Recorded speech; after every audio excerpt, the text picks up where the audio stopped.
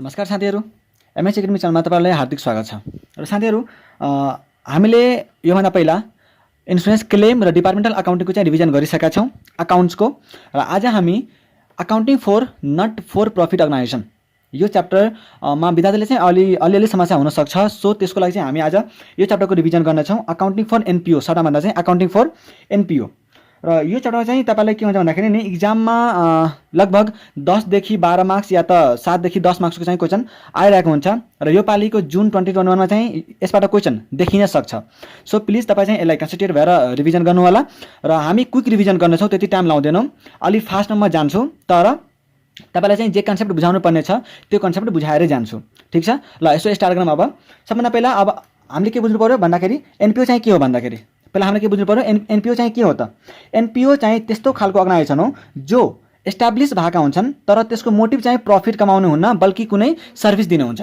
Simply के बुझ्नु पर्यो, एनपिओ अब नामै भनेको छ नि त, नट फर प्रफिट अर्गनाइजेसन, प्रफिटको लागि होइन भनेर उसले आफै भनेको छ। भनेपछि अर्को के छ अरे, त्यस्तो खालको अर्गनाइजेसन जो चाहिँ प्रफिट कमाउनलाई होइन बल्कि आफ्नो मेम्बरहरूलाई चाहिँ सर्भिस दिनलाई एस्टाब्लिस भएका हुन्छन्। हो कि होइन? जस्तै इक्जाम्पलहरू लिनु भने स्पोर्ट क्लबहरू भयो, एजुकेसनल इन्स्टिट्युट्सहरू भयो, होइन, त्यो हस्पिटलहरू भयो, लाइब्रेरीहरू भयो, त्यस्तै च्यारिटेबल ट्रस्टहरू भयो, त्यस्ता कुरालाई हामी के भन्छौँ? एनपिओ भन्छौँ। ठिक छ हो। अब त्यस्ता कुरा तिनीहरूको चाहिँ अकाउन्टिङ कसरी गरिन्छ त? तिनीहरूको अकाउन्टिङ कसरी गरिन्छ? ल ठिक छ, मैले माने कि तिनीहरू चाहिँ प्रफिट कमाउँदैन भनेपछि त्यसले त अकाउन्टिङ मेन्टेन नै गर्नु पर्दैन भन्ने त छैन नि त। प्रफिट कमाउँदैन तर अकाउन्टिङ त मेन्टेन गर्नु पर्यो नि त, किनकि तिनीहरू पनि एक्सपेन्सेस गर्छन्, तिनीहरूको पनि इन्कम हुन्छ, एसेट किन्छन्, एसेट राख्छन्, एसेटको डिप्रिसिएसन हुन्छ, अथवा डोनेसनहरू आउँछन्, होइन, अरू ग्रान्ट्सहरू आउँछन्, त्यो सबै कुराहरूको त अकाउन्टिङ गर्नु पर्यो नि त, होइन। प्रफिट कमाउँदैन प्रफिट नकमाएपछि त त्यसको अकाउन्टिङ नै हुँदैन भन्ने छैन।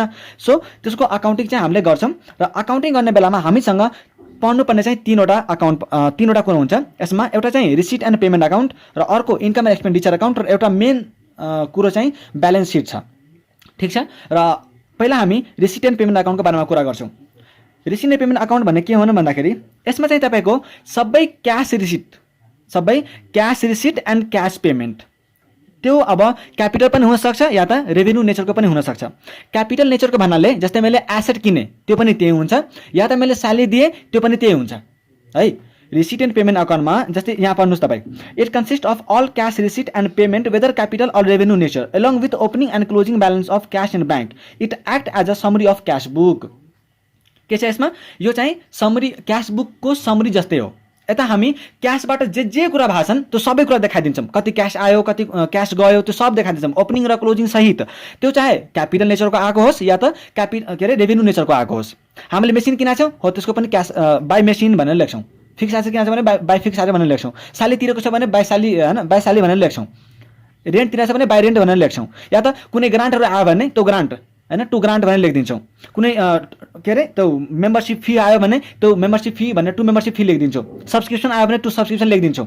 जेसुकै हुनसक्छ, क्यासमा जेसुकै आओस् या त जेसुकै गाओस्, त्यो चाहिँ जाओस्, चाहे त्यो क्यापिटल नेचरको होस् चाहे त्यो रेभेन्यू नेचरको होस्, हामीलाई केही फरक परेन।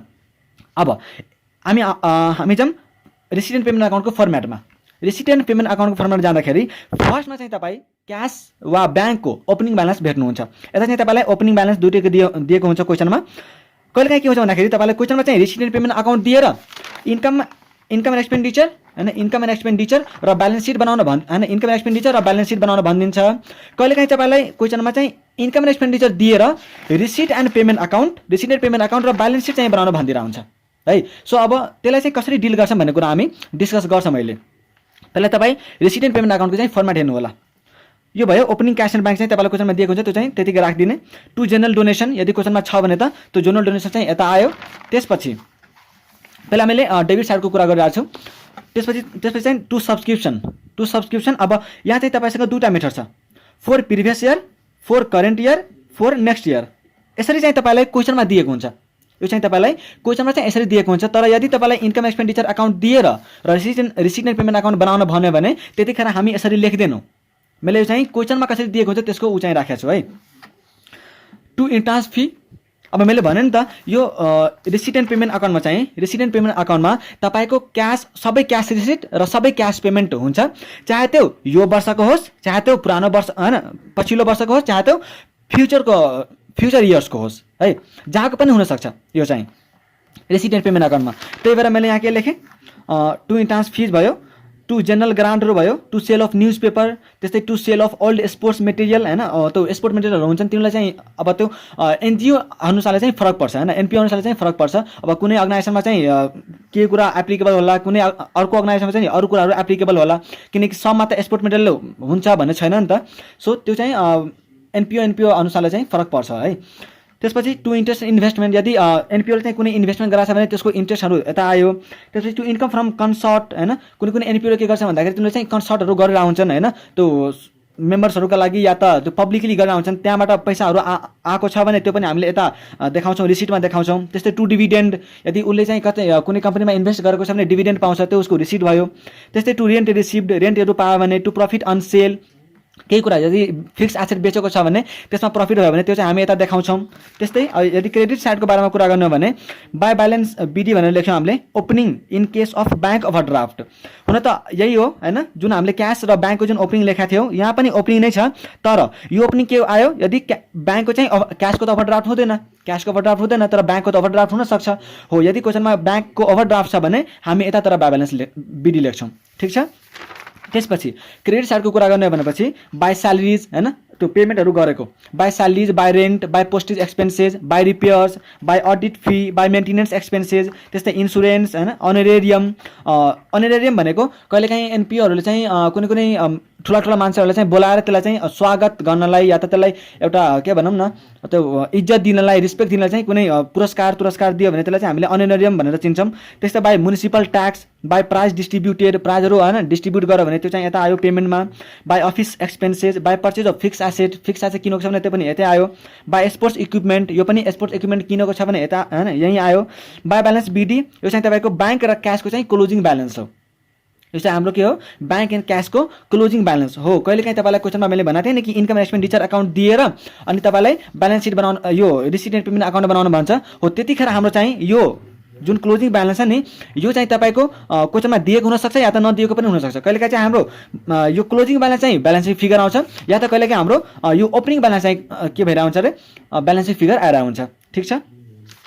अब हामी जाउँ income and expenditure अकाउन्टमा। Income and expenditure account भनेको सिम्पली बुझ्ने हो भने यो प्रफिट एन्ड लस अकाउन्ट हो। अर्को कम्पनीहरूका लागि हामीले के बनाउँछौँ, प्रफिट एन्ड लस अकाउन्ट बनाउँछौँ। हो, same profit and loss account जस्तै एनपिओको लागि इन्कम एन्ड एक्सपेन्डिचर अकाउन्ट हो, ठिक छ। यतातिर हामी जस्तै प्रफिट एन्ड लसमा हामी के गर्थ्यौँ, डेबिटमा सबै खर्चहरू लेख्थ्यौँ, क्रेडिटमा सबै इन्कमहरू लेख्थ्यौँ कि लेख्थेनौँ, त्यस्तै हुन्थ्यो। हो, यहाँ पनि हामी सेम गर्छौँ। जस्तै पढ्नु त यहाँ, it is a revenue account prepared at the end of financial year, यो चाहिँ फाइनेन्सियल इयरको एन्डमा बनाइन्छ, for finding out surplus or deficit of that period. अब एउटा कुरा हामीले के याद राख्नु पर्यो भन्दाखेरि कि जब कम्पनीको केसमा हामी जब प्रफिट एन्ड लस अकाउन्ट बनाउँथ्यौँ त्यतिखेर हामी त्यहाँ के लेख्थ्यौँ, यता हैन डेबिटमा आयो भने टु प्रफिट भनेर लेख्थ्यौँ, तर यतातिर आयो भने बाई लस भनेर लेख्थ्यौँ। तर एनपिओ को केसमा हामी प्रफिटलाई प्रफिट भन्दैनौँ र लसलाई लस भन्दैनौँ। यता हामी प्रफिटलाई सरप्लस भन्छौँ, सरप्लस भनेको एक्सपेन्डिचर भन्दा बढी इन्कम हुनु, एक्सपेन्डिचर भन्दा बढी इन्कम भयो भने सरप्लस भयो, र इन्कम भन्दा बढी यदि एक्सपेन्डिचर भएको छ भने त्यो चाहिँ डिफिसिट भयो, ठिक छ। यता हामी लस भन्दैनौँ, लसलाई डिफिसिट भन्छौँ र प्रफिटलाई सरप्लस भन्छौँ, यति हो, ठिक छ। त्यसपछि it is prepared by matching expenses against the revenue of that period हैन। यो चाहिँ हाम्रो यति बुझ्नु कि हामी चाहिँ म्याचिङ कन्सेप्ट फलो गर्छौँ, यति हो। त्यसपछि नम्बर 3 मा only current year incomes are shown and expenditure are shown in income and expenditure account. यो चाहिँ के भन्न खोज्यो होला, यो चाहिँ यसरी बुझ्नु। हामीले यहाँ के भनेको थियौँ, रिसिडेन्ट पेमेन्ट अकाउन्टको कुरा गर्ने बेलामा के हामीले भनेको थियौँ कि यसमा चाहिँ तपाईँको सबै क्यास रिसिट र सबै क्यास पेमेन्ट आउँछ, चाहे त्यो यो वर्षको होस्, चाहे त्यो पछिल्लो वर्षको होस्, चाहे त्यो नेक्स्ट इयरको होस् हैन, चाहे त्यो करेन्ट इयरको होस्, चाहे त्यो प्रिभियस इयरको होस्, चाहे त्यो नेक्स्ट इयरको होस्, सबै यहाँ हुन्छ। Cash receipt and cash payment सबै सालको यहाँ हुन्छ, प्रिभियस इयरको पनि, करेन्ट इयरको पनि र फ्युचर इयरको पनि। तर जब हामी इन्कम एन्ड एक्सपेन्डिचर अकाउन्ट बनाउँछौँ त्यसमा हामीले करेन्ट इयरको इन्कम र करेन्ट इयरको एक्सपेन्सेस मात्रै राख्नुपर्छ, अरू सालको त्यहाँ इन्क्लुड भएको छ भने घटाउनु पर्यो, या त हैन फ्युचरमा यदि प्रिपेड छ भने त्यो चाहिँ घटाउनु पर्यो, या त पछाडिको छ भने त्यो पनि यो सालमा आउँदैन भनेर बुझ्नुपर्छ। तर यही वर्षको यदि आउटस्ट्यान्डिङ छ भने हामीले जोड्नुपर्छ, बुझ्नुभयो। सिम्पली यति बुझ्नु कि यो सालको जुन सालको मैले बनाइरहेको छु इन्कम एक्सपेन्डिचर अकाउन्ट, त्यो सालको एक्सपेन्सेस या त त्यो सालको इन्कम मात्रै आउनुपर्छ, अरू सालको त्यसमा इन्क्लुड हुनुहुन्न, सक्यो। Both cash and non cash items are taken into consideration. यसमा हामीले के गर्छौँ, यसमा क्यासको आइटम पनि या त क्यास नभएको आइटम पनि दुइटैलाई चाहिँ हामीले कन्सिडर गर्छौँ। त्यसपछि all capital incomes and expenditure are excluded. अब नामै के छ यसको, इन्कम एन्ड एक्सपेन्डिचर, र हामीले के भन्यौँ, it is a revenue account, it is a revenue account. अब रेभेन्यू नेचरका अकाउन्टमा के हामीले क्यापिटल नेचरको इन्कम एन्ड एक्सपेन्डिचरहरू राख्न मिल्छ त? मिल्दैन। क्यापिटल नेचरका इन्कम एक्सपेन्डिचर भनेको कस्तो, जस्तै क्यापिटल नेचरका एक्सपेन्डिचर भनेको फिक्स एसेट किन्नु, त्यो के हो, के अरे क्यापिटल नेचरको एक्सपेन्डिचर हो। इन्भेस्टमेन्ट किन्नु, त्यो के हो, क्यापिटल नेचरको एक्सपेन्डिचर हो। त्यो कुराहरू के हामीले इन्कम एक्सपेन्डिचर अकाउन्टमा राख्न मिल्यो, मिलेन। जति पनि हाम्रो क्यापिटल इन्कम एन्ड एक्सपेन्डिचरहरू छ सब कसैलाई पनि हामीले यसमा राख्दैनौँ। ठिक छ, त्यो हाम्रो मात्रै कता आउँछ, रिसिट एन्ड पेमेन्ट अकाउन्टमा। अब यसको फर्मेटको बारेमा कुरा गरौँ।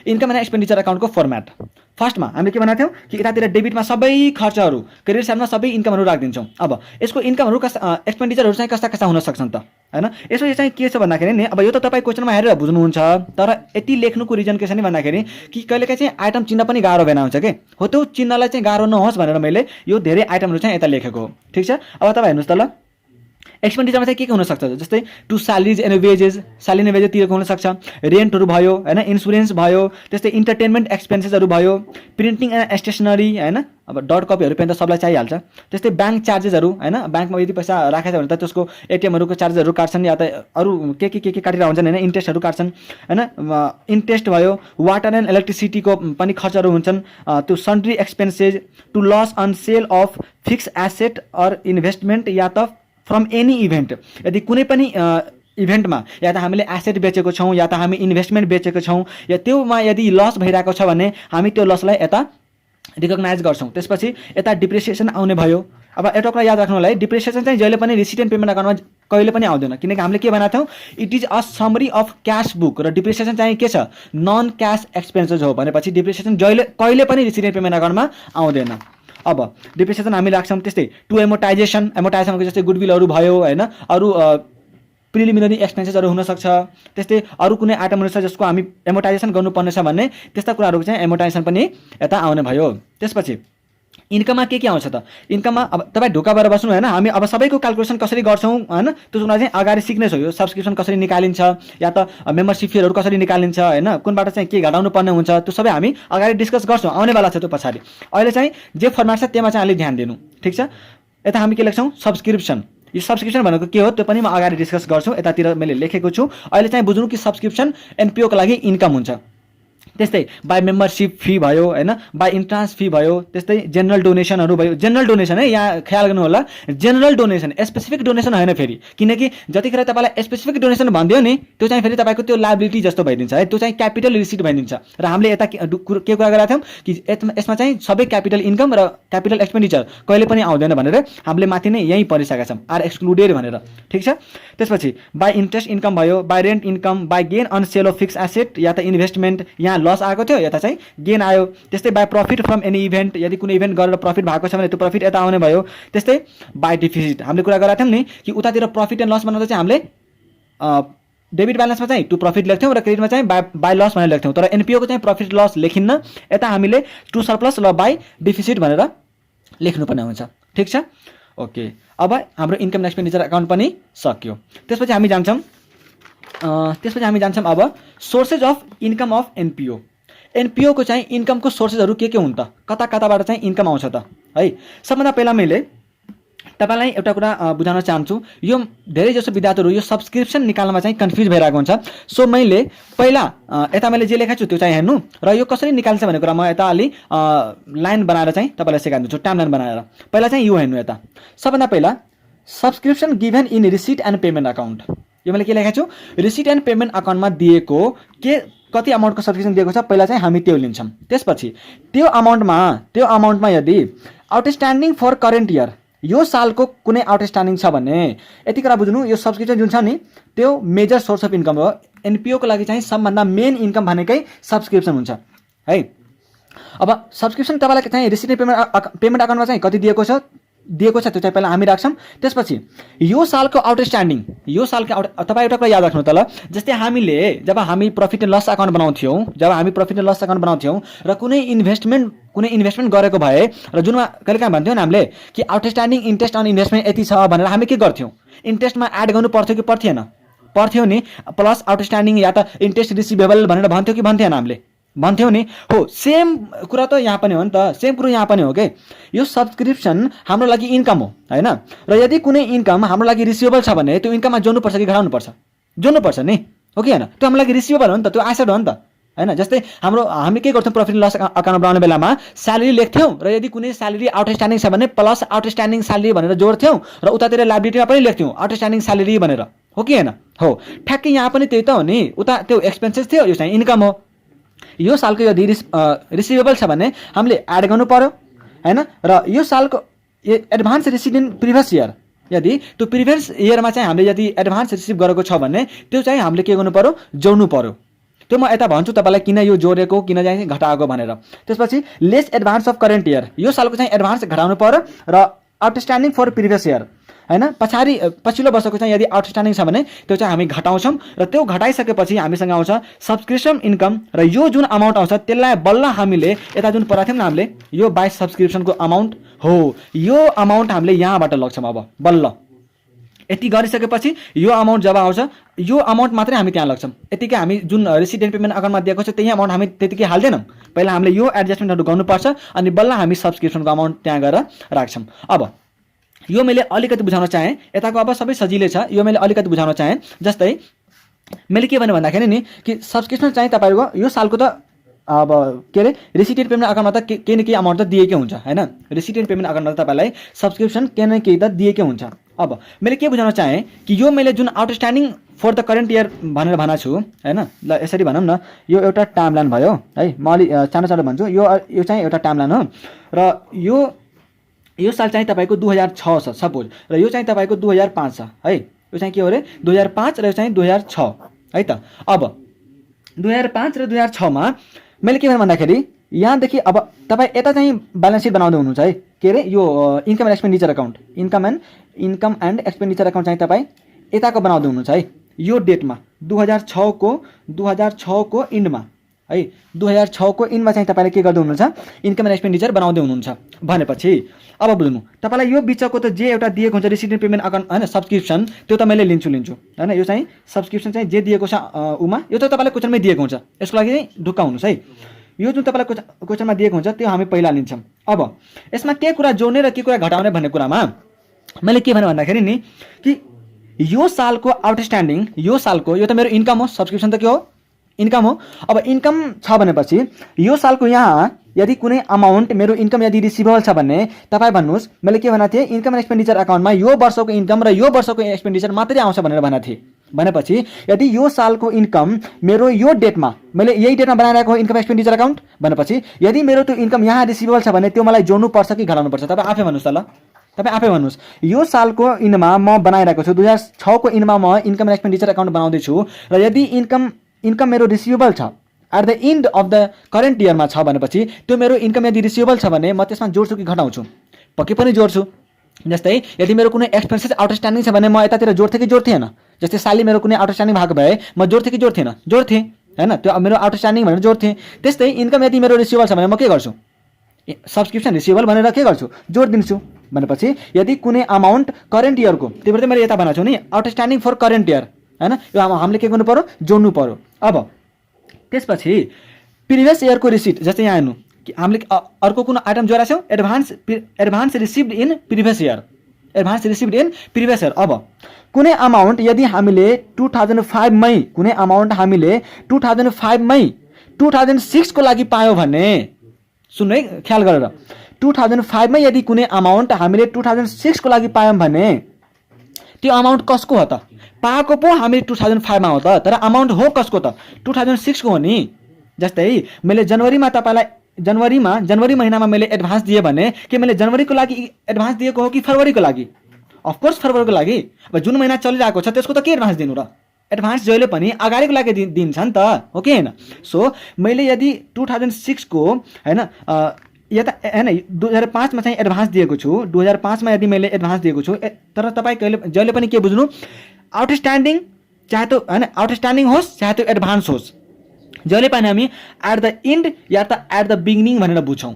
त्यो कुरा चाहिँ ख्याल गर्नु होला। जहिले पनि हामी at the end of the current year या त at the beginning of the previous year भनेर बुझ्छौँ। अब यो डेटमा केही मेरो हैन कुनै अमाउन्ट मेरो एडभान्स थियो भने, यो डेटमा मेरो कुनै अमाउन्ट एडभान्स थियो भने यो पैसा कसको लागि होला त? के 2005 को लागि होला? अब यो सालमा त 2005 त सकिसक्यो हो नि।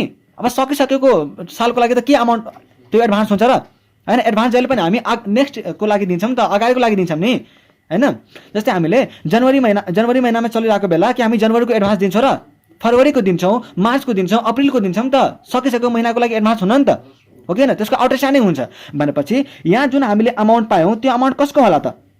नेक्स्ट इयरको लागि। र नेक्स्ट हामीले के भनेको थियौँ इन्कम एक्सपेन्डिचर अकाउन्टमा कि जहिले पनि हामी यो सालको इन्कम र यो सालको एक्सपेन्डिचर राख्छौँ भनेपछि यो जुन हामीले एडभान्स पाएको छौँ 2005 को इन्डमा त्यो कसको लागि हो त? 2006 को लागि भनेपछि के गर्नु पर्यो, हामीले जोड्नु पर्यो कि परेन? बुझ्नुभयो लजिक? अब एउटा कुरा बुझ्नु, यो एडभान्सको मैले भने यता। त्यस्तै यदि कुनै अमाउन्ट 2006 को बिगिनिङमा आउटस्ट्यान्डिङ थियो, यही सब्सक्रिप्सन यहाँ यदि आउटस्ट्यान्डिङ थियो भने यो आउटस्ट्यान्डिङ कसको होला त? 2006 को कि 2005 को? यदि मेरो कुनै अमाउन्ट 2006 को बिगिनिङमा रिसिभेबल थियो भने त्यो 2006 को रिसिभेबल बाँकी छ कि 2005 को रिसिभेबल बाँकी छ? रिसिभेबल बाँकी त जहिले पनि कसको हुन्छ? जुन सकिसकेको छ। जस्तै मैले जनवरी महिना मेरो भ्यायो है, जनवरी महिना मेरो भ्याइसक्यो अनि फरवरीको चाहिँ बिगिनिङ भएको छ, फरवरी 1 तारिकमा मैले भन्न पाउँछु कि मेरो फरवरी महिनाको आउटस्ट्यान्डिङ छ, फरवरी महिनाको इन्कम रिसिभेबल छ भनेर भन्न पाउँछु? भन्न पाउँदिनँ नि त, किनकि जुन मेरो महिना सकिसकेको छ त्यसको पो रिसिभ गर्न बाँकी हुन्छ त। जुन स्टार्टै भएको छ त्यसको त रिसिभ गर्न बाँकी नै छैन होला नि। भनेपछि यो जुन आउटस्ट्यान्डिङ छ त्यो आउटस्ट्यान्डिङ कसको होला? यो सालको होला, हो कि हैन? तर हामीले के भनेका छौँ income and expenditure अकाउन्टमा current इयरको income and expenditure मात्रै जान्छ भनेपछि यो त आउटस्ट्यान्डिङ इन्कम कसको छ? 2005 को। त्यही भएर हामीले प्रिभियस इयरको आउटस्ट्यान्डिङलाई घटाएका छौँ। हेर्नुहोस् त, less outstanding for previous year. ठिक छ। त्यस्तै अर्को पनि हामीले एउटा लेस गरेका छौँ, late advance of current year. यदि तपाईँलाई कसैले 2006 मा एडभान्स दियो भने त्यो कसको लागि दिएको होला? 2006 को लागि होइन, 2007 को लागि दिन्छ नि त एडभान्स। मैले कतिचोटि कुरा गरिसकेँ, मैले यदि जनवरीमा एडभान्स दिइरहेको छ भने त्यो चाहिँ एडभान्स फरवरीको लागि हुन्छ, न कि जनवरीको लागि, हो कि हैन? त्यही भएर यता यदि 2006 मा यदि कुनै एडभान्स आएको छ भने त्यो एडभान्स 2006 को लागि होइन, त्यो 2007 को लागि हो। त्यही भएर त्यसलाई चाहिँ हामीले घटाउनु पर्छ किनकि त्यो 2006 को होइन। हामीले इन्कम एन्ड एक्सपेन्डिचर अकाउन्टमा यही वर्षको अमाउन्ट इन्कम र यही वर्षको एक्सपेन्डिचर मात्रै राख्छौँ, तर एडभान्स जुन हामीले रिसिभ गरौँ 2006 मा त्यो 2007 को हो। त्यही भएर हामीले चाहिँ त्यो घटाउनु पर्छ। भयो? मैले यो बुझाएँ। भयो? अब हो, यति बुझ्नुभयो। अब त्यसपछि अलिअलि टर्महरू छ हैन। यो सब्सक्रिप्सन चाहिँ अब मेजर सोर्स अफ इन्कम नै भइहाल्यो। अब इन्ट्रान्स र admission fee payable only once should be treated as a capital receipt. Admission fee भनेको यस्ता हुन्छन्। अब एनपिओ जस्तै मैले भने नि क्लब मेम्बरहरू या त त्यो स्पोर्ट्स क्लबहरूमा के हुन्छ भन्दाखेरि नि हामी यदि मेम्बर बन्न खोज्यो भने हामी केही अमाउन्ट चाहिँ हामीले तिर्नुपर्ने हुन्छ क्या त्यसको मेम्बर बन्नलाई। र यदि त्यसले चाहिँ एकैचोटिमा सबै पैसा लिन्छ भनेपछि त्यो के भयो त? क्यापिटल रिसिट भयो। जस्तै उसले के भन्यो भन्दाखेरि हामीलाई स्पोर्ट्स क्लब जोइन गर्नलाई चाहिँ तपाईँलाई 20,000 रुपियाँ चाहिँ एडमिसन फी दिनुपर्छ है। यो 20,000 तपाईँलाई यदि सुरुमा दिनुहुन्छ भने तपाईँ पनि हाम्रो स्पोर्ट्स क्लबको मेम्बर हुनुहुन्छ। यदि अब यसरी भनेछ भने र पछि चाहिँ तपाईँलाई मेम्बरसिपको फी तिर्नु पर्दैन। यदि एकैचोटिमा सबै लियो भने त यो के हो? हाम्रो क्यापिटल रिसिट हो। तर if it is of a small amount it is credited to income and expenditure account. तर यदि यो स्मल अमाउन्टको छ होइन, जस्तै कहिलेकाहीँ 750, 1250, 1500, अब यस्तो खालको फीहरू त एकैचोटिमा लिँदैन नि त। 1250 म लिएर तपाईँलाई सधैँभरिको लागि त्यतिकै त छोड्दिनँ नि त। अब बिचार यो अलिक ठुलो अमाउन्ट भएर हामीलाई के लाग्छ भन्दाखेरि हो यो चाहिँ सधैँभरिको लागि चाहिँ एकैचोटि लिएको होला। तर यो 750, 1250 लिएपछि त ढुक्क भइन्छ नि त कि पछि पनि लिन्छ होला भनेर। यति अमाउन्ट त एकैचोटिमा कसले लिन्छ र होइन? 1250 मात्रै। त्यही भएर यदि सानो अमाउन्टको छ भने हामी के गर्छौँ इन्कम एन्ड एक्सपेन्डिचर अकाउन्टमा त्यसलाई इन्कम बुक गरिदिन्छ होइन, इन्ट्रान्स फी इन्कम बुक गरिदिन्छौँ होइन। एनपिओको लागि त इन्कम हो नि त, एडमिसन गर्न बेलामा त मान्छेबाट लिन्छ पैसा भनेपछि त्यो इन्कम भयो नि त। सो अब यदि एकैचोटिमा पेएबल छ भने त क्यापिटल रिसिट हुने भयो। तर यदि स्मल अमाउन्टको छ भने त्यसलाई हामीले इन्कम एक्सपेन्डिचर अकाउन्टमा क्रेडिट गरिदिन्छौँ भनेपछि इन्कम ट्रिट गर्छौँ। त्यसपछि life membership life membership fee. अब नामैमा के छ त लाइफ मेम्बरसिप फी, पुरै लाइफभरिमै एकचोटि पैसा तिर्नु पर्यो, पुरै लाइफभरिमा एकचोटि पैसा तिर्नु पर्यो। अब एकचोटि पैसा तिरेपछि त त्यो रेभेन्यू नेचरको त हुँदै भएन नि हैन। लाइफ मेम्बरसिप फी अब पुरै जीवनभरिमै यदि मैले एकैचोटि पैसा तिर्नुपर्छ भने त त्यो त त्यतिकै पनि क्यापिटल रिसिट भइहाल्यो र यसलाई हामीले एउटा स्पेशल फन्डमा क्रेडिट गर्नुपर्छ। यसलाई हामीले स्पेशल फन्डमा क्रेडिट गर्नुपर्छ भनेपछि हामीले यसलाई लायबिलिटी ट्रिट गर्नुपर्छ। के ट्रिट गर्नुपर्छ? लायबिलिटी ट्रिट गर्नुपर्छ र हामीले क्यापिटल एन्ड लायबिलिटी ब्यालेन्स सिटमा गएर यसलाई चाहिँ लायबिलिटी देखाउनु पर्ने हुन्छ। त्यसपछि लिगेसी, लिगेसी भनेको के हो त? हो यो पनि क्यापिटल रिसिट हो। पहिला लिगेसीको मिनिङ बुझौँ। यस्तो हुन्छ कि कहिलेकाहीँ के हुन्छ नि भन्दाखेरि कुनै मान्छेहरू चाहिँ अब जिउँदा चाहिँ केही दान गर्दैनन् हैन, तिनीहरूले केही पनि दिँदैनन्, तर के हुन्छ भन्दाखेरि म मरिसकेपछि चाहिँ यो मेरो 50 लाखको बिल्डिङ यो संस्थालाई जान्छ भनेर भनिदिरहेको हुन्छ नि त कतिपयहरू कि यो मेरो 50 लाखको चाहिँ बिल्डिङ छ हैन, यो म अहिले त दिदिनँ हैन, अहिले चाहिँ 1 रुपैयाँ पनि म दिदिनँ, तर म मरिसकेपछि यो बिल्डिङ चाहिँ यो स्पोर्ट्स क्लबलाई चाहिँ जान्छ भनेर चाहिँ उसले एउटा कन्ट्र्याक्ट गर्छ या त एउटा भने हुन्छन् है। अब त्यो मरिसकेपछि जब त्यो बिल्डिङ हुन्छ नि एनपिओको नाममा जान्छ नि, हो यस्तोलाई चाहिँ हामीले लेगेसी भन्छौँ के है। अब यो लेगेसी त अब यत्रो ठुलो अमाउन्टको छ हैन, यसलाई हामीले जहिले पनि के गर्छौँ क्यापिटल रिसिट मान्छौँ। ठिक छ, यसलाई हामीले के गर्छौँ क्यापिटल रिसिट मान्छौँ र यो चाहिँ तपाईँले क्यापिटल फन्डमा गएर जोड्नुपर्छ है। क्यापिटल फन्ड भनेको जस्तै कम्पनीहरूमा हामीले भन्छौँ नि क्यापिटल हैन, हो त्यो क्यापिटल र यता एनपिओको लागि चाहिँ क्यापिटल फन्ड। जस्तै अरूमा प्रफिट यसको लागि सरप्लस, अरूको लस यसको लागि चाहिँ डिफिसिट, त्यस्तै अरूको लागि क्यापिटल यसको लागि क्यापिटल फन्ड भयो हैन। यो लिगेसीहरू चाहिँ हामीले क्यापिटल फन्डमा गएर एड गरिदिन्छौँ। ठिक छ, अब यहाँ हेर्नुहोस् त नोटमा के भनेको छ त, before preparing original balance sheet means balance sheet of current year opening balance sheet shall be prepare to find the missing amount of capital fund भनेपछि तपाईँलाई क्वेसनमा नि एनपिओको क्वेसनमा तपाईँ प्राय त नभनौँ 90% नै भनौँ 99% भनौँ तपाईँलाई क्वेसनमा क्यापिटल फन्ड दिँदैन भनेपछि अब हामीलाई त यो सालको करेन्ट इयरको ब्यालेन्स सिट बनाउनु छ। करेन्ट इयरको ब्यालेन्स सिट बनाउँदा त हामीलाई यो जुन छ क्यापिटल फन्ड त्यो त चाहिन्छ, तर यो क्यापिटल फन्ड चाहिँ तपाईँलाई दिँदैन भनेपछि यहाँ जस्तै सपोज मलाई 2006 को चाहिँ ब्यालेन्स सिट बनाउनु छ है, 2006 को ब्यालेन्स सिट बनाउनु छ, तर मलाई क्यापिटल फन्ड थाहा छैन भनेपछि म के गर्छु पहिला 2006 को बिगिनिङ भनेपछि 2005 को इन्ड हैन, 2005 को इन्ड भनेको त 2006 को बिगिनिङ त हो नि, यताको मैले ब्यालेन्स सिट बनाउनुपर्छ र यताको चाहिँ सबै तपाईँलाई चाहिँ अरू सबै अमाउन्ट दिएको हुन्छ र क्यापिटल फन्ड चाहिँ तपाईँको ब्यालेन्सिङ फिगर आउँछ। क्यापिटल फन्ड के आउँछ अरे ब्यालेन्सिङ फिगर आउँछ। सो पहिला चाहिँ हामीले यो सालको ब्यालेन्स सिट बनाउनुभन्दा पहिला हामीले ओपनिङ ब्यालेन्स सिट, यसलाई चाहिँ हामी ओपनिङ ब्यालेन्स सिट भन्छौँ, पहिला ओपनिङ ब्यालेन्स सिट बनाउनु पर्ने हुन्छ र यो ओपनिङ ब्यालेन्स सिट बनाइसकेपछि हामीसँग क्यापिटल फन्ड चाहिँ ब्यालेन्सिङ फिगरमा आउँछ र क्यापिटल फन्ड निकालिसकेपछि बल्ल हामी यो ब्यालेन्स सिट बनाउन सक्षम हुन्छौँ, सामर्थ्य हुन्छौँ। ठिक छ, त्यसपछि all the assets and liabilities standing at the end of previous year or beginning of current year, अब प्रिभियस इयरको त्यो इन्ड भयो या त यो सालको चाहिँ करेन्ट इयर भयो, shall be shown in opening statement. कुनै पनि एसेटहरू हैन पुरानो यो यताको जुन हामी बनाउँछौँ नि, अब यतातिर कुनै पनि आउटस्ट्यान्डिङ रिसिभेबलहरू छ या त पेएबलहरू छ त क्यापिटल हैन क्यापिटलमा गइहाल्यो, लायबिलिटीतिर गइहाल्यो, या त कुनै एसेट छ भने कुनै हैन रिसिभेबल छ भने क्यासहरू छ, क्यास ब्याङ्क या डेटरहरू छ भने सबै हामी यसमा देखाइदिन्छौँ। त्यस्तै यदि कुनै पेएबलहरू छ, आउटस्ट्यान्डिङ अमाउन्ट छ, कुनै प्रोभिजनहरू छ भने हैन त्यसलाई सबलाई हामी यता गएर राखिदिन्छौँ र त्यसपछि हाम्रो क्यापिटल फन्ड चाहिँ के आउँछ अरे ब्यालेन्सिङ फिगर आउँछ। अब यो आज चाहिँ भ्याइएन जस्तो छ, 2 मिनट बाँकी छ हैन, आधी घन्टा भइसक्यो। म यसलाई चाहिँ अलि यो सालको ब्यालेन्स सिटलाई चाहिँ अलिक चाँडो उ गरिदिन्छौँ है। हेरौँ ब्यालेन्स सिट भयो, यसमा चाहिँ हामी के गर्छौँ पहिला क्यापिटल लायबिलिटिज चाहिँ क्यापिटल फन्ड राख्छौँ। यो क्यापिटल फन्ड कसरी आएको त्यही ओपनिङ ब्यालेन्स सिटबाट तपाईँ ब्यालेन्स सिट फिगरको रूपमा निकाल्नुहुन्छ, त्यसपछि यता राख्नुहुन्छ है। अब क्यापिटल लायबिलिटी भयो, त्यस्तै यदि सरप्लस आएको छ भने जस्तै कम्पनीहरूमा हामी के गर्छौँ प्रफिट आएको बेला क्यापिटलमा जोड्थ्यौँ नि, हो यता पनि प्रफिट भनेको सरप्लस हो, सरप्लस हामीले जोड्नु पर्यो, डिफिसिट हामीले घटाउनु पर्यो। त्यसपछि advance subscription for next year, advance subscription for next year अर्को सालको लागि यदि हामीलाई सब्सक्रिप्सन कसैले पे गराछ भने त हाम्रो लागि के हुन्छ लायबिलिटी हुन्छ भनेपछि हामीले यता राख्यौँ। त्यस्तै आउटस्ट्यान्डिङ एक्सपेन्सेस कुनै हामीले तिर्न बाँकी छ त्यो हामीले यता राख्छौँ। लेगेसी मैले भनेको थिएँ क्यापिटल रिसिट हो, त्यही भएर हामी लायबिलिटी ट्रिट गर्छौँ यसलाई, हो राखेँ मैले।